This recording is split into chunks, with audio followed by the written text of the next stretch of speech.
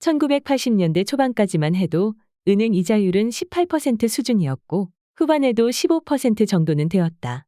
높은 안정성을 감안하면 전 국민이 워런 버핏보다 나은 투자 수단을 가졌던 셈이다.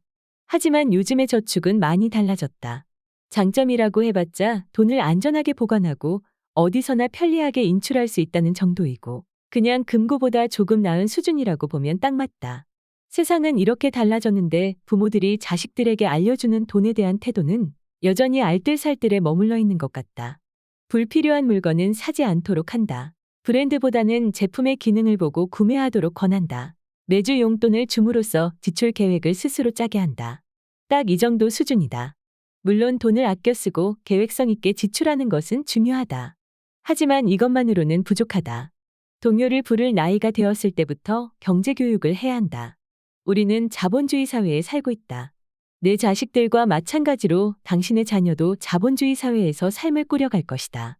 자본주의 사회에서 경제적 풍요를 누리면서 살려면 자본주의를 잘 이해하고 활용할 줄 알아야 하고 그 방법을 제시해주는 것이 경제교육이다.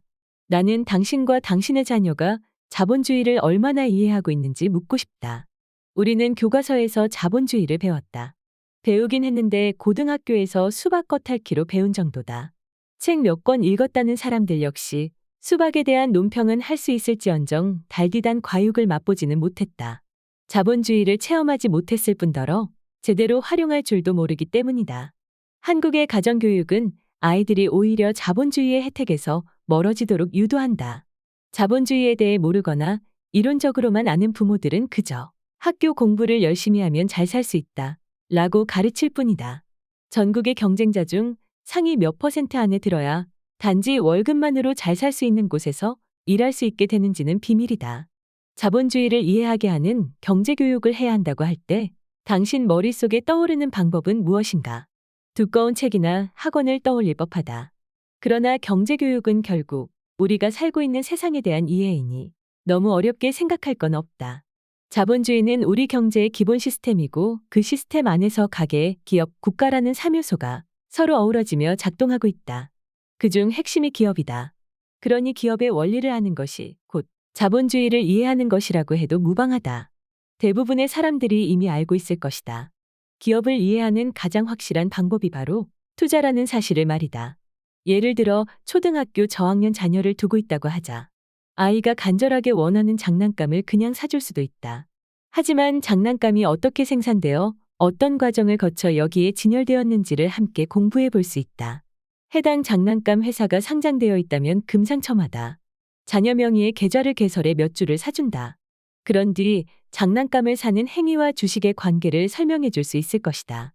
중고등학생이라면 온라인 PC게임이나 모바일 게임을 만드는 회사의 주식을 사주면서 게임을 하는 행위와 기업이 수익을 내는 방법에 대해 함께 공부해 볼 수 있다. 저녁 밥상의 주제가 늘 수학 성적일 필요는 없다. 그보다는 틈만 나면 친구들과 PC방으로 달려가는 고딩 자녀에게 요즘 신작 게임에 대한 평가를 들어보는 게 훨씬 생산적이지 않을까. 한창 예뻐지느라 바쁜 중학생 딸에게 인기 있는 화장품을 물어볼 수도 있을 것이다. 요즘 너희 회사 화장품 어떠니? 너희 회사 신작 게임 잘 나왔어? 아이디어 있으면 주주제안 좀 하지 그래. 단순한 소비자에서 기업의 주인으로서 장난감, 화장품, 게임을 생각해보게 할 수 있다. 최소한 청소년의 화장을, PC방을 사회악으로 여기게 하는 것보다는 훨씬 낫다. 조금 조심스럽게 말하자면 공부를 잘하는 것보다 기업을 잘 아는 사람이 부자가 될 가능성이 훨씬 높다.